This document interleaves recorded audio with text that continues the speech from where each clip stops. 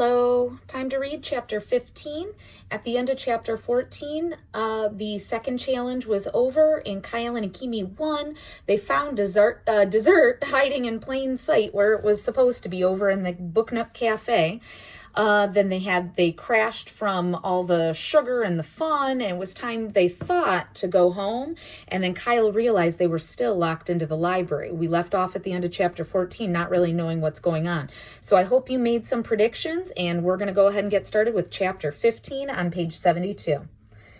Everybody, please take your seats, Dr. Zinchenko said to the parents gathered in a conference room at the Parker House Hotel. When do our kids come home? Asked one of the mothers. Rose has soccer at 2, said another. The librarian nodded. Mr. Lemoncello will. Just then, an accordion-paneled door at the far end of the room flew open, revealing the eccentric billionaire dressed in a bright purple tracksuit and plumed pirate hat. He was eating a slice of 7-layer birthday cake.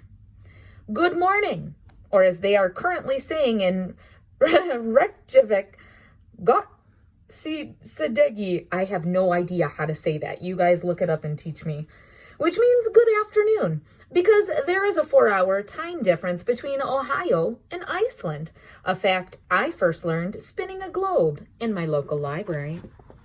Mr. Lemoncello, his banana shoes burp squeaking, stepped out of a room filled with dozens of black and white television monitors, the kind security guards watch at their workstations.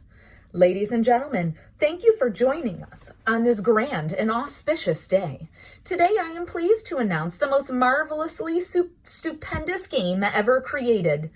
Escape from Mr. Lemoncello's library. The entire library will be the game board. Your children will be the game pieces. The winner will become famous all over the world. How? Asked one of the fathers. By starring in all of my commercials this holiday season. TV, radio, print, billboards, cardboard cutouts in toy stores. His or her face will be everywhere. Mrs. Daly raised her hand. Will they get paid? Oh, yes. In fact, you'll probably want to call me the giver. And what exactly does Haley have to do to win? Escape from the library. I thought the game's title more or less gave that bit away. Mr. Lemoncello tapped a button in his pirate hat, and an animated version of the library's floor plan was instantly displayed on the conference room's plasma screen TVs. Whoever is the first to use what they find in the library to find their way out of the library will be crowned the winner. Now then, the children cannot use the front door or the fire exits or set off any alarms. They cannot go out the way they went in.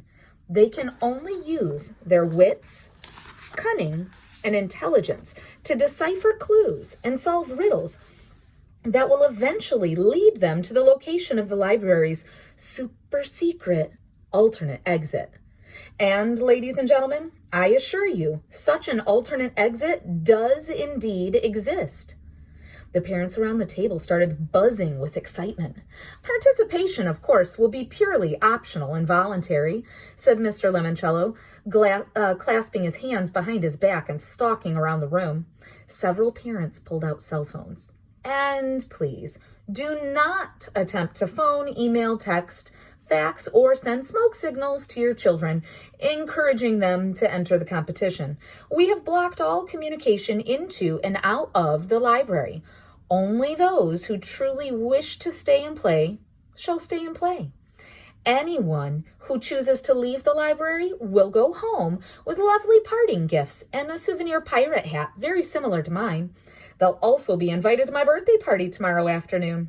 He held up his crumb-filled plate. I've been sampling potential cake candidates for breakfast. Mrs. Keegan crossed her arms over her chest. Will this game be dangerous?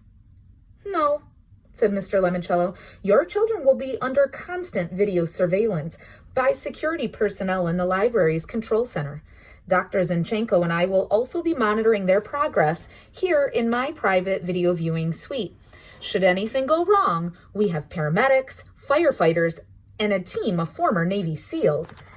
each with the heart of a samurai, standing by to swoop in and rescue your children. It'll be like the Hunger Games, but with lots of food and no bows and arrows. Why not just have the kids play one of your other games? A parent suggested. Why all this fuss? Because, my dear friends, these 12 children have lived their entire lives without a public library. As a result, they have no idea how extraordinarily useful, helpful, and funful, a word I recently invented, a library can be. This is their chance to discover that a library is more than a collection of dusty old books. It's a place to learn, explore, and grow. Mr. Lemoncello, I think what you're doing is fantastic, said one of the mothers. Thank you, said Mr. Lemoncello, bowing and clicking his heels, which made them bark like a chicken. If any of you would like to check up on your children, announced Dr. Zinchenko, please join us in the adjoining room. Oh, they're a lot of fun to watch, said Mr. Lemoncello. However, Mr. and Mrs. Keeley, I'm afraid your son Kyle does not enjoy the theme song from Rocky quite as much as I do. All right, that's page 75, the end of our chapter. Stop and jot.